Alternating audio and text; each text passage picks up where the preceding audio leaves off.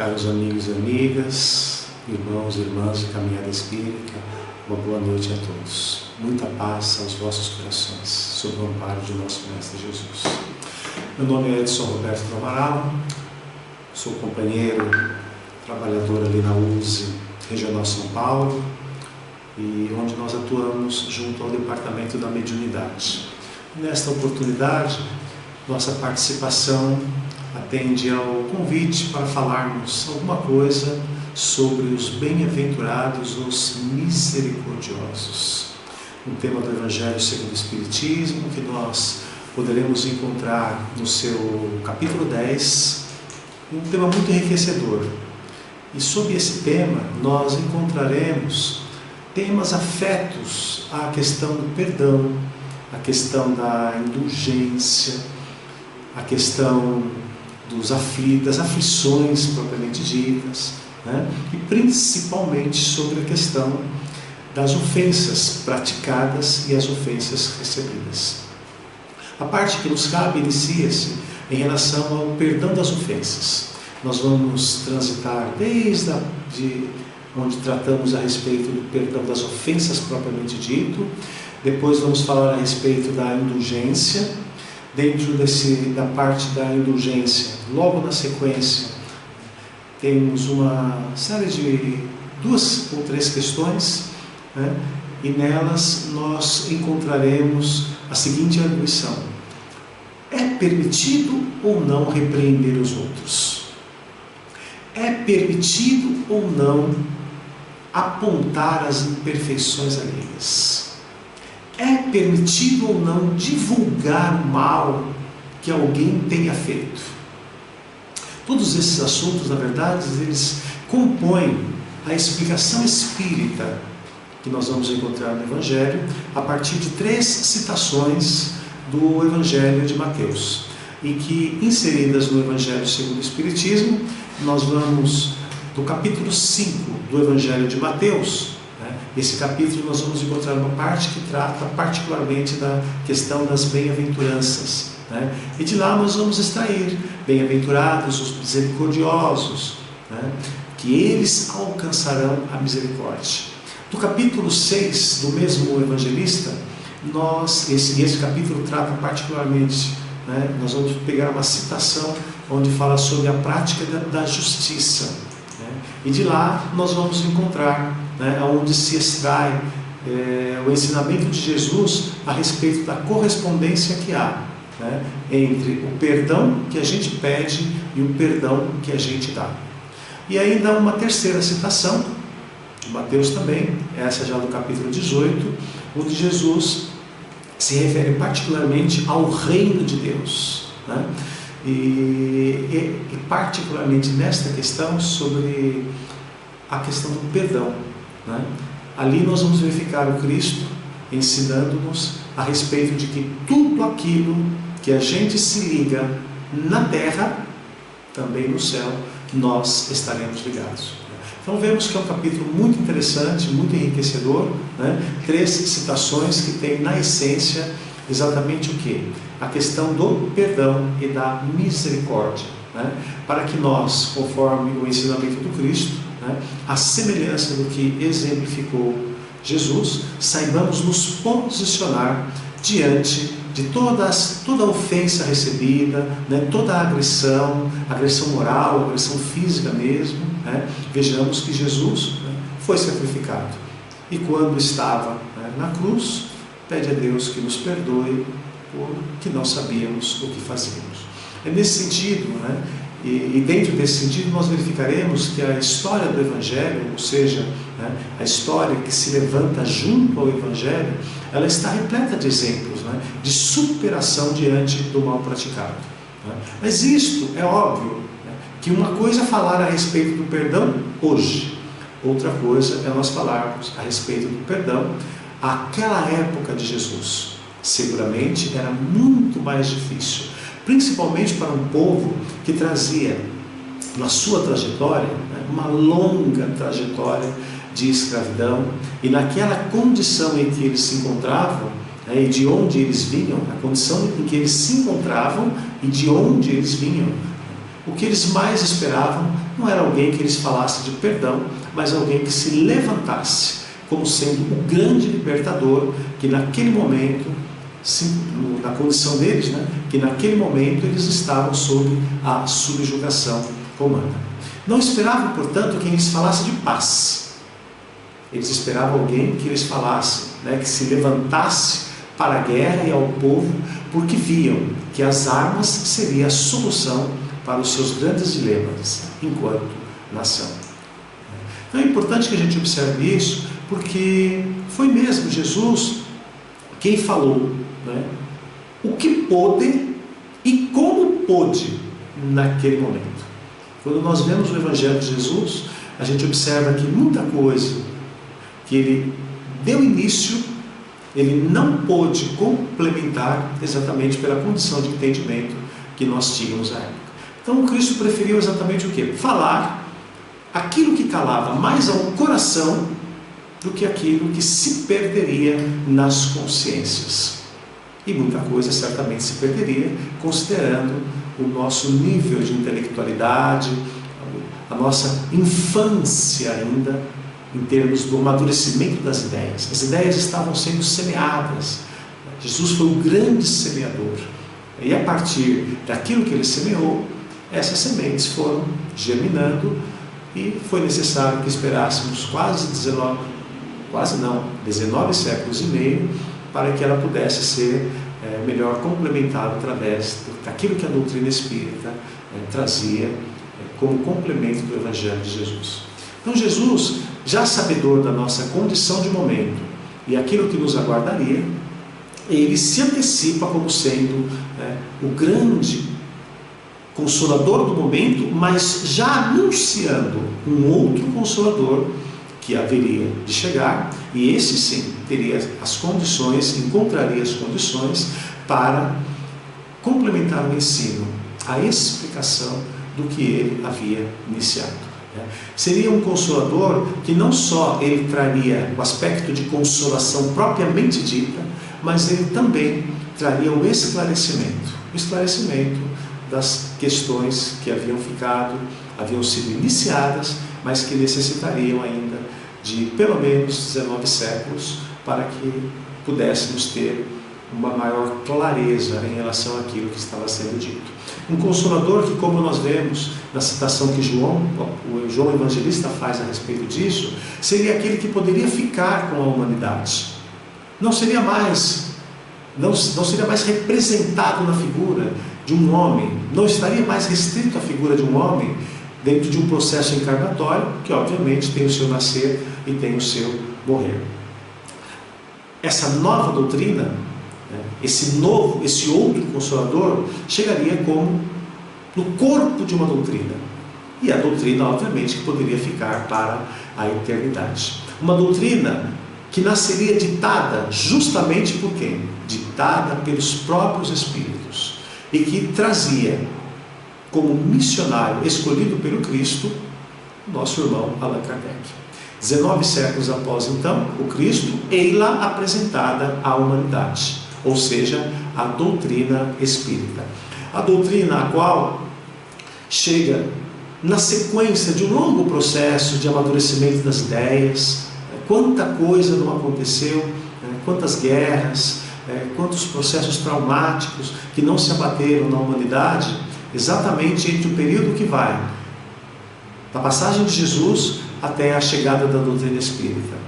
Guerras, revoluções, sofrimentos, dores. É por isso que Jesus, já sabedor de todo esse processo, ele antecipa que essa doutrina ela teria um caráter de consolação e de esclarecimento, ou de esclarecimento e de consolação. Por quê? Porque a partir desse longo processo de amadurecimento das ideias, nós vamos enxergar também uma longa trajetória cheia de dores e sofrimentos, como citamos. Uma história em que muitos daqueles que se levantaram como representantes da Palavra de Deus, ou como representantes da Igreja do Cristo, muitas vezes foram eles mesmos que patrocinaram as guerras mais cruéis que a história da humanidade dá conta. os mais atrozes sofrimentos em nome da fé. Mas a nova doutrina quebrava paradigmas, e ao fazer isto, inaugurava uma nova fase a partir do qual, ou a partir do que, os Espíritos explicavam aquilo que Jesus legou, deixando as suas sementes. O reino de Deus a que se referia Jesus ganhava a partir de então novos contornos. E a partir do momento que ele ganha novos contornos, a justiça de Deus ganha uma nova dimensão. Não mais uma justiça de Deus que se acomodaria àquilo que era da lei dos homens. Uma justiça que se projetava no tempo e no espaço.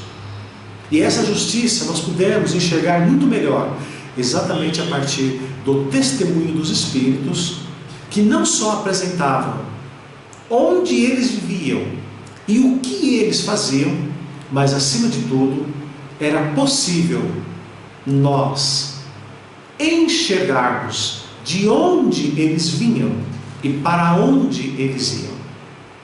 Foi exatamente isso que fez com que nós pudéssemos projetar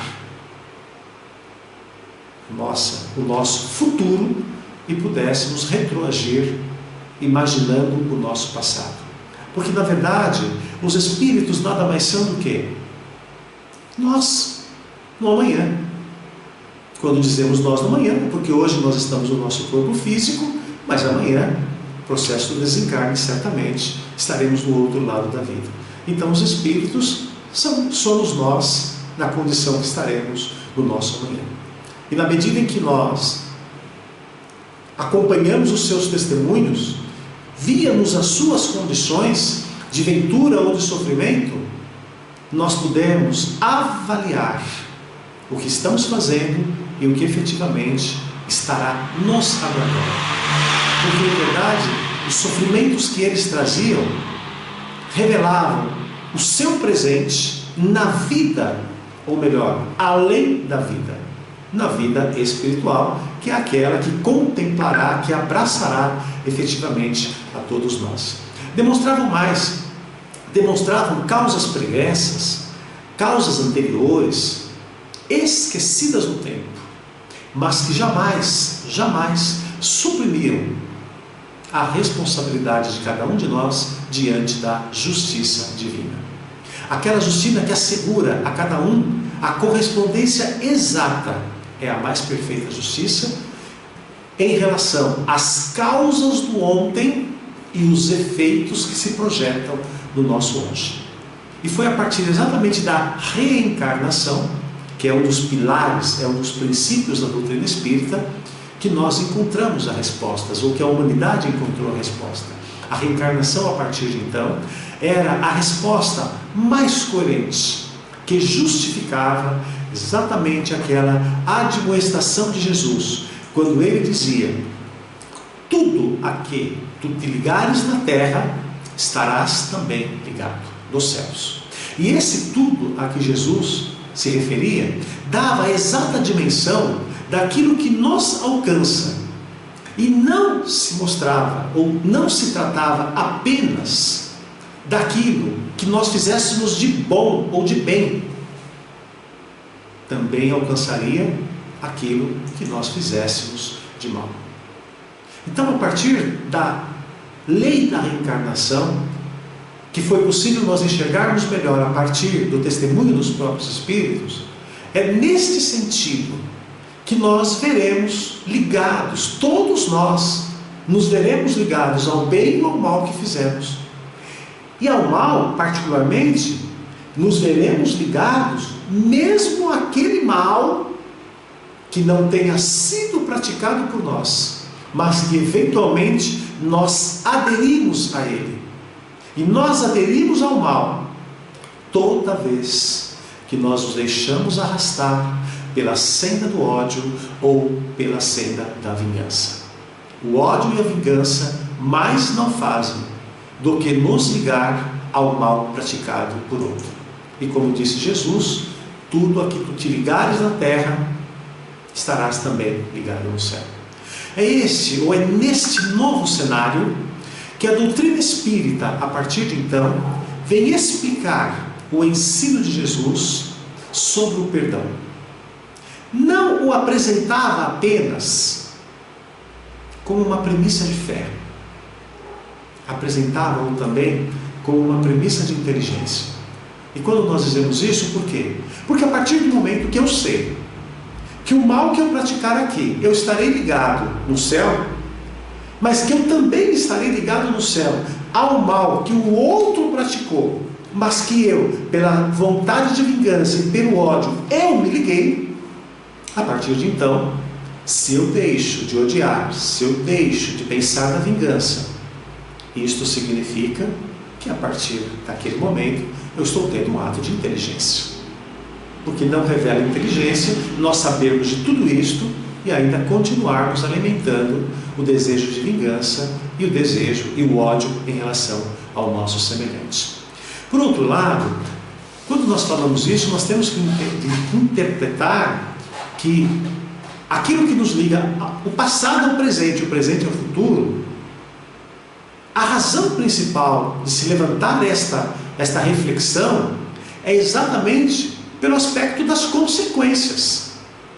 E sendo assim, esquecer o mal deixa de ser um favor que eu faça para o outro e se torna, antes de tudo, um dever.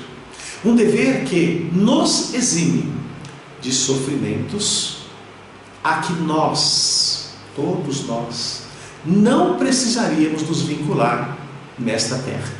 A terra é um mundo de provas e expiações, mas ela não é um mundo que foi feito para o sofrimento. O sofrimento acaba sendo uma consequência das ações que nós praticamos. Então, na medida em que nós passamos a enxergar, as razões, passamos a enxergar que fazer o bem nos habilita ao bem no amanhã, aplana o nosso caminho, retirando dele as causas de sofrimento, nós começamos a compreender que, na verdade, fazer o bem não é simplesmente um pressuposto de fé, mas é um ato de inteligência também. Um ato de inteligência, porque a partir de então eu sei que eu estou me eximindo, ou estou suprimindo já, a partir do hoje, estou suprimindo do meu amanhã aquilo que poderia trazer sofrimentos e infelicidade. E é por este caminho interpretativo que o ensino de Jesus, que no ensino de Jesus, nós vamos encontrar o seu complemento na doutrina espírita, apresentando à humanidade novos motivos, novas razões para perdoar as ofensas. Porque a lei, ela é de amor. E perante esta lei de amor, disse Jesus, é dever de todos nós querer para os outros tudo aquilo que nós desejarmos para nós. E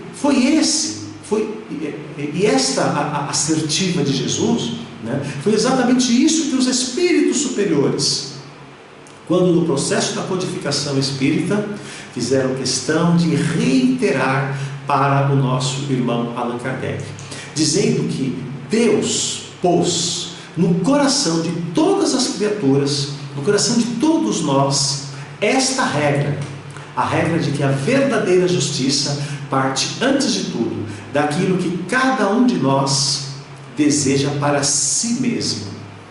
Ou seja, aquilo que eu projetar para o outro deve partir antes daquilo que eu desejaria para mim mesmo. E ainda complementam aquela assertiva, aquele esclarecimento, asseverando que se nós tivermos alguma dúvida, se nós tivermos alguma incerteza do que se deve fazer ao seu semelhante ou ao nosso semelhante, dizem os Espíritos, que o homem pergunte a si mesmo o que desejaria ou como desejaria que agissem para com ele. E isto se constitui o guia mais seguro para a nossa consciência. Ou seja, se nós nos reconhecemos como seres ainda imperfeitos e que nessa imperfeição cometemos erros, e às vezes erros fragorosos dentro das nossas experiências, da nossa vivência do nosso plano de relacionamento é a partir desse reconhecimento. É nessa condição que nós, se almejamos o perdão de Deus, saibamos também que Deus espera a mesma correspondência, ou seja, a mesma ação de nossa parte em relação às faltas cometidas aos nossos irmãos. É isso que nós vamos encontrar na explicação dos Espíritos, que consta desse capítulo 10 do Evangelho segundo o Espiritismo, onde, por exemplo, o Espírito Simeão, ao falar sobre o perdão das ofensas, ele destaca que o perdão ele é infinito, ou seja, ele não se delimita por nada, por absolutamente nada. É a partir desse entendimento de infinitude em relação ao perdão, é que só o esquecimento, diz esse nosso irmão Simeão, somente o esquecimento de si mesmo nos torna invulneráveis às agressões, às injúrias e aos maus tratos que talvez nós venhamos receber. Palavras que estão na exata correspondência com o que responder a Jesus, ao nosso irmão Pedro, apóstolo Pedro, quando Pedro lhe pergunta: Senhor, quantas vezes eu haverei de perdoar ao meu irmão? E Jesus lhe responde: perdoá-lo-ás, não 7 vezes, mas 70 vezes 7. Não se tratava de uma questão matemática, obviamente. Jesus não estava falando de uma questão matemática. Jesus estava dizendo que a partir desta infinitude do perdão, o seu pensamento projetava-se sobre nós como a direcionar a todos nós, orientando que o nosso pensar e o nosso sentir na questão do perdão não pode se restringir. Não podemos contar: já perdoei fulano uma vez, já perdoei 2, já perdoei 3, não perdoo mais. Esse não é o perdão cristão. O perdão cristão, ele de fato é algo que é infinito. E foi na extensão desse ensinamento que Jesus conta a parábola do credor incompassível. Aquela parábola que todos nós já conhecemos do Evangelho, tão conhecida, tão estudada, talvez nem tão compreendida, mas uma parábola muito reveladora nessa questão do perdão e nessa questão que afeta as nossas responsabilidades, a questão da indulgência que nos cabe. Lembremos que quando Jesus conta essa passagem, essa parábola, ele vai se referir àquele rei que perdoou uma alta soma que lhe devia um servo. E esse servo, quando vai à rua e encontra uma outra pessoa que lhe devia uma importância até menor do que aquela que lhe havia sido perdoado pelo rei, mas ele não quis saber, não perdoou e mandou que prendesse aquela pessoa por não poder pagar aquilo que lhe devia. Aquele rei, quando toma conhecimento daquilo que aquele servo havia feito, ele manda chamá-lo, toma-lhe as contas novamente e lhe cobra tudo aquilo que ele devia. Uma parábola bastante ilustrativa sobre essa questão do perdão e a correspondência que há entre o perdão que a gente recebe e o perdão que nós damos para outro. E Jesus finaliza esta parábola dizendo exatamente o que? Assim também fará vosso Pai Celestial, nosso Pai Celestial, se no íntimo cada um de nós não perdoarmos ao nosso irmão. E aí eu chamo a atenção para essa palavrinha que Jesus utiliza: perdoar do íntimo. Veja, essa passagem, ela lembra-nos a questão da misericórdia, como o Pai é misericordioso. A mesma misericórdia que nós devemos ter, a mesma indulgência que nós devemos ter. Mas essa palavrinha chamada íntimo ela tem um sentido mais profundo nessa expressão de Jesus. Porque ela sinaliza para nós que o perdão verdadeiro, ele não pode ser um perdão da boca para fora. Ele não pode ser um perdão apenas de aparências. Porque estas aparências não subsistem diante do olhar do Criador, diante do olhar de Deus, que é o nosso Pai.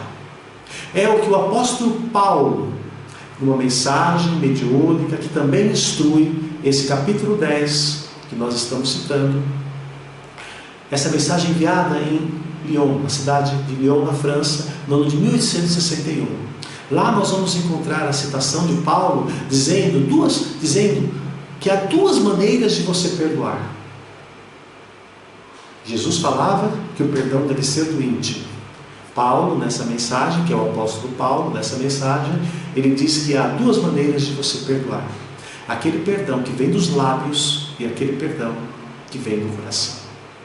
É evidente que quando se diz o perdão em relação ao adversário, e que nós, da boca para fora, muitas das vezes falamos, eu perdoo, mas eu não quero ver mais. Quando nós dizemos que eu perdoo, mas eu não quero ver mais, essa condicionante que eu dou está sinalizando que, na verdade, nós não perdoamos. Foi um perdão que não veio do coração. E quando ele não vem do coração, quando nós guardamos um secreto desejo de que, olha, eu estou perdoando, mas a gente no fundo está torcendo para que dê tudo errado e que aquela pessoa não se dê bem, que ela se dê mal. Esse não é o perdão cristão. O perdão cristão é um perdão incondicional. É um perdão que se levanta em toda a exemplificação do Cristo para conosco, mostrando o caminho seguro. É o perdão, tomando as palavras de Jesus, é o perdão que vem do íntimo. Em verdade, meus amigos, o perdão do Evangelho, ele parte do mais completo esquecimento das ofensas. Não é um perdão apenas de fachada. Não é um perdão de aparências. E esse perdão é o único, diz o Evangelho, é o único que será levado em conta em relação a cada um de nós. E ainda diz mais: se não há verdadeiro sentimento de indulgência, ou melhor, não haverá verdadeiro sentimento de indulgência se não houver verdadeiro sentimento de perdão. Uma coisa está intimamente atrelada à outra. E é isto que também nos ensina o Espírito Protetor José, uma outra mensagem mediúnica que instrui a parte final desse capítulo do Evangelho segundo o Espiritismo, Bem-aventurados os misericordiosos, mensagem recebida também na França, na cidade de Bordeaux, 1863. E nesta mensagem, esse Espírito, ele fala diretamente a nós espíritas. Ele fala assim: espíritas, sobre a indulgência assinalada, a verdadeira indulgência é aquela que não vê os defeitos do próximo, é aquela que, se vê, evita comentá-los. E se em alguma circunstância a pessoa se vê obrigada a exteriorizá-la, a verdadeira indulgência é aquela que sempre vai encontrar uma desculpa, mas uma desculpa não fingida, uma desculpa plausível, para atenuar aquele mal praticado pelo outro. Que, em verdade, essa é a medida que se impõe, e que se impõe a todos nós, a partir do momento que nós reconhecemos que, se somos seres imperfeitos, e que na nossa imperfeição nós podemos ter cometido faltas, até bem mais sérias, até bem mais graves, do que aquela que nós estamos criticando, em verdade, a partir desse momento, quando nós olhamos para o nosso íntimo, como já dizia o sábio da antiguidade, conhece-te a ti mesmo. Somente quando nós olhamos para o nosso íntimo, sinceramente vemos a nossa realidade é a realidade das nossas faltas, certamente, a partir desse momento, nós encontraremos muito mais motivos para orar a Deus, pedindo perdão para as nossas faltas, do que motivos para orar a Deus, apontando o dedo para as faltas do nosso próximo. Mas a gente só faz isso se nós tivermos essa sinceridade, a sinceridade de olhar para o nosso íntimo, não tentando descaracterizar ou justificar as nossas faltas. Tentemos antes justificar a falta do nosso semelhante diante do perdão que nós devemos exteriorizar. Certamente, meus amigos, é muito importante que nós compreendamos esse capítulo do Evangelho, porque ele é um capítulo que está muito presente em relação à nossa vivência, de todos nós na terra. Todos nós, ora ofendemos, ora somos ofendidos. Então é muito importante que nós tenhamos uma perfeita compreensão do que esse capítulo está trazendo como mensagem para todos nós. É a recomendação que também faz o nosso irmão João foi bispo de Bordeaux, e no ano de 1862 ele envia uma mensagem para a humanidade. Essa mensagem foi selecionada pelo nosso irmão Allan Kardec, colocada nesse capítulo 10, e nessa mensagem nosso irmão o bispo João de Bordeaux, ele fala sobre a questão da indulgência.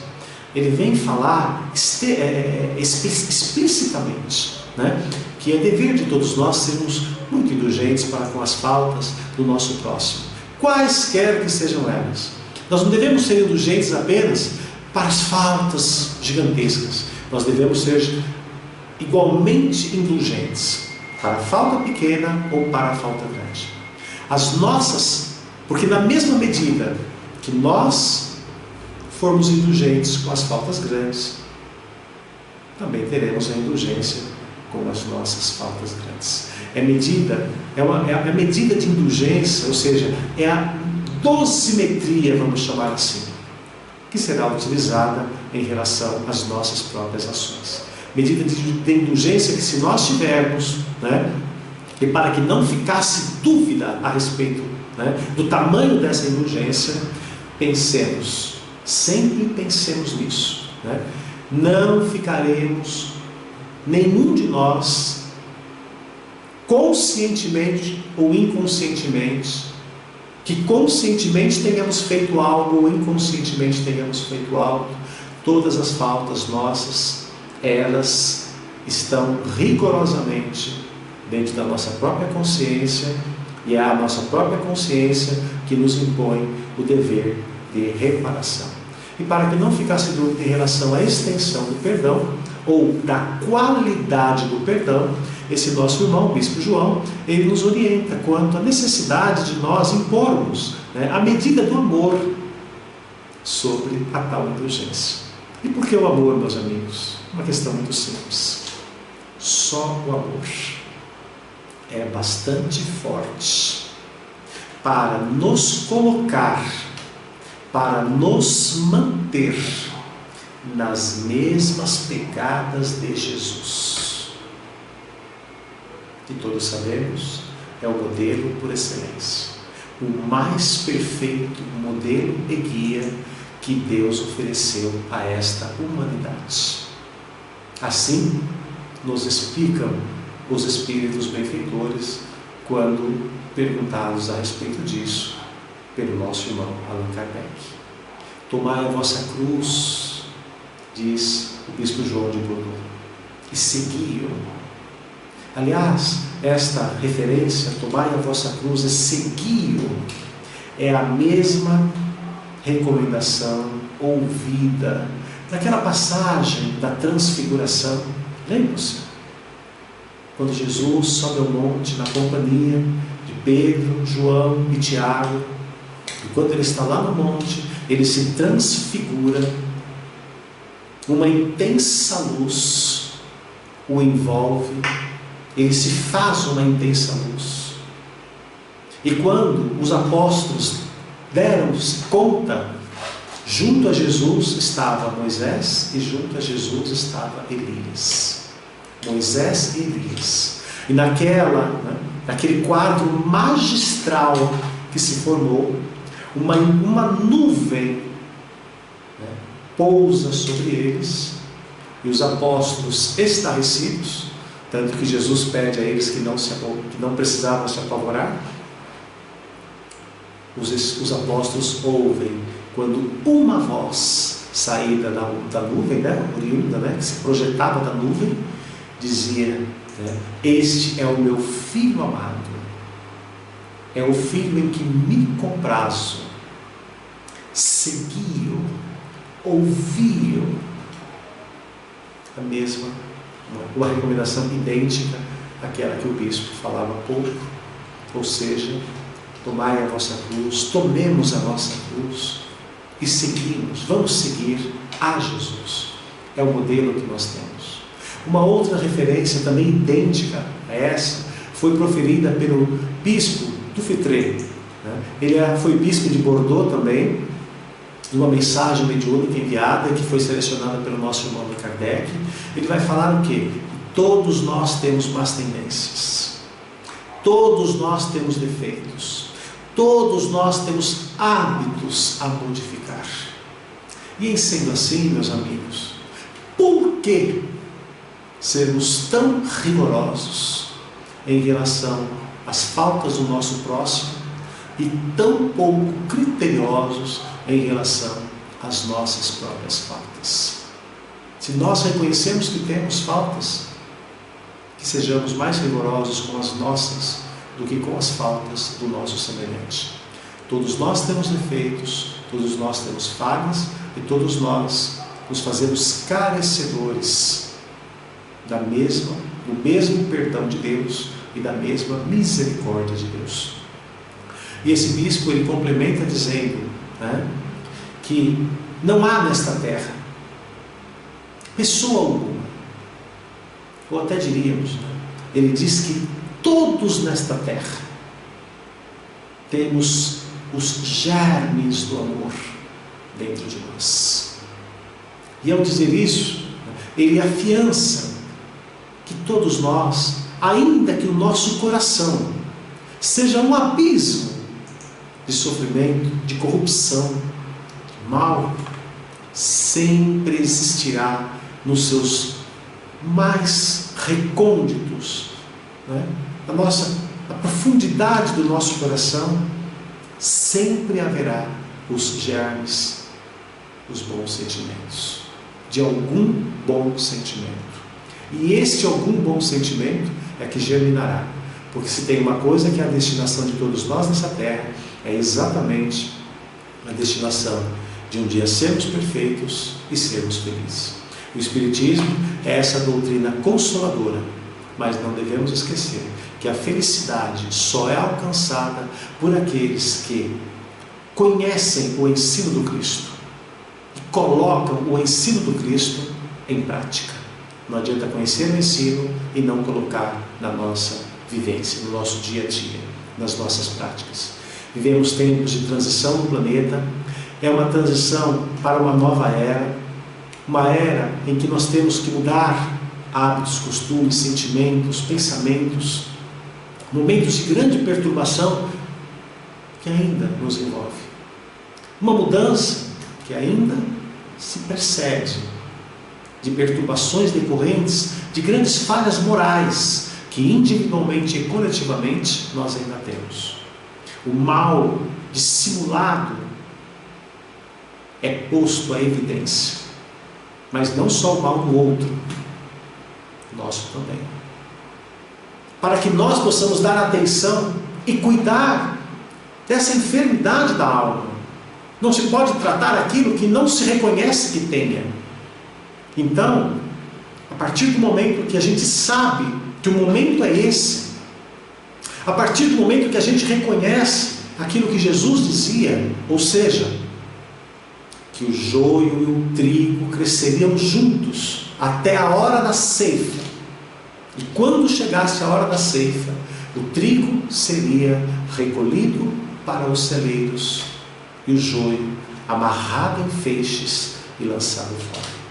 A hora da ceifa, meus amigos, é esta. É o momento em que nós estamos. Essa hora chegou.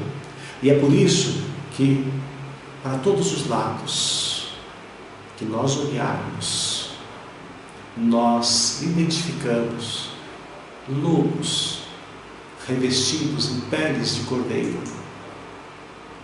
para que a gente possa fazer a seleção do que convém e do que não convém. A transição da terra implicará que muitos espíritos que aqui estão hoje não poderão retornar mais quando daqui saírem. Porque cada um está se mostrando como de fato é. E somente ficará nessa terra, numa nova era, aqueles cujos pensamentos e sentimentos correspondam-se ao novo padrão de regeneração nessa terra. Então, se nós somos verdadeiramente cristãos, temos que nos alinhar ao ensino de Jesus. Temos que nos alinhar ao exemplo que Ele nos deixou, e o perdão e a indulgência é um deles. É o momento em que todos nós precisamos ter bons olhos para com as faltas alheias e orarmos para que Deus tenha misericórdia das nossas próprias faltas. É o momento em que, de fato, quem não ajunta com o Cristo, espalha e separa. E só ajunta com o Cristo aquele que, se enchendo de disposição, de força e de coragem, levanta-se, põe a mão no arado, sai da sua zona de conforto e apresenta-se efetivamente como trabalhador desta última hora. E esse trabalhador desta última hora é aquele que faz do amor a lei e faz da caridade a sua prática. E esse trabalhador, ele não comunga com o mal. Ao contrário, ele trabalha denodadamente pelo bem, pelo progresso de todos, e não pensando apenas em si. E seguindo a orientação do Cristo, ele banha o mal alheio com um olhar de compaixão. E se ele vê alguma circunstância, ou se ele, em alguma circunstância, ele se vê na obrigação de apontar os erros ou as imperfeições do outro, diz o Espírito São Luís, ele o fará com moderação, sem o prazer de denegrir, porque certamente não é proibido ver o mal alheio quando você tomar essa medida apenas com o objetivo de aprendizado, para que você também, para que nós não venhamos cometer e cair nas mesmas falhas. Mas quando a doutrina diz isso, ela não está comungando com o mal, ela não prega uma alienação a título de santidade, alienação no sentido de que, bom, se eu sou fiel servidor de Jesus, eu não posso enxergar o mal dos outros, eu tenho que enxergar só as coisas boas. Não, gente. Quando se diz tenhais bons olhos, não é no sentido de não ver o mal, é no sentido de que nós saibamos ver o mal e tirar do mal a lição e o aprendizado para todos nós. Então é importante que a gente entenda, né, que seria até uma ilusão e uma grande inconveniência para todos os lados que nós olharmos, só buscarmos as coisas boas, só buscarmos as coisas corretas. No mundo ideal seria assim, mas nós ainda não vivemos no mundo ideal. No mundo real, o bem e o mal estão na exata correspondência naquela parábola de Jesus, ou seja, a parábola do joio e do trigo. O mal ainda existe na terra. O erro, na verdade, está em assinalar o mal alheio com a falta de caridade. Aí é que está a questão. E sempre haverá falta de caridade quando qualquer ação promovida, qualquer ação seja promovida pelo falso moralismo e em detrimento do nosso próximo. Por certo que existem casos em que é útil dar a luz ao mal alheio. Lembremos, meus amigos, que esta questão nós vamos encontrar na própria referência de Jesus, quando se referia aos fariseus e aos escribas do templo. É uma questão delicada, sem dúvida, mas é uma questão que nós não podemos ser ingênuos em relação a isso. A caridade, ela precisa ser muito bem compreendida, para que ela também não seja uma dissimulação daqueles pensamentos e sentimentos ocultos que podem estar nos levando a ficar apontando o erro do outro. São Luís, quando assevera a respeito disso, ele diz que as imperfeições de uma pessoa, toda vez que elas prejudicarem apenas e tão somente aquela pessoa, não há nenhuma utilidade em nós fazermos apologia ao mal que ela está praticando. Se prejudica só ela, se não há utilidade, nós não devemos ser multiplicadores do mal alheio. Diferentemente ocorrerá naquela circunstância em que aquele mal pode estar prejudicando ou estará prejudicando muitas outras pessoas. São Luís vai dizer que nessa circunstância, e somente nessa circunstância, é que nós devemos aderir ao interesse da coletividade. Só isso justifica que a gente tome uma ação que pode vir em detrimento de uma pessoa, porque, como diz São Luís, é melhor do que uma pessoa caia do que muitos sejam enganados e ludibriados, tornando-se vítimas da hipocrisia e da mentira. E é nesse sentido que foi Jesus quem deixou aquela advertência maiúscula para a humanidade, quando ele, ao se dirigir aos escribas e fariseus do templo, em alto e bom tom, ele chama-os de hipócritas, advertindo-os de que: ai de vós, escribas e fariseus hipócritas, que sois semelhantes a sepulcros caiados de branco, por fora, belos, mas interiormente cheios de podridão e de toda imundícia. Portanto, meus amigos e meus irmãos de caminhada espírita, o momento na Terra é grave e demanda de todos nós uma ampla compreensão da caridade e a sua prática irrestrita, de modo que diante do mal recebido, saibamos todos nós relevar, esquecer e perdoar. Só assim o mal por nós praticado será alcançado com o perdão e a misericórdia de Deus, que quer que todos nós, seus filhos, amemo-nos uns aos outros, começando pelo respeito que devemos uns aos outros. E para que não houvesse dúvida da extensão dessa obrigação de amar, foi mesmo Jesus quem dá a extensão a ele, dizendo: amai até os vossos inimigos.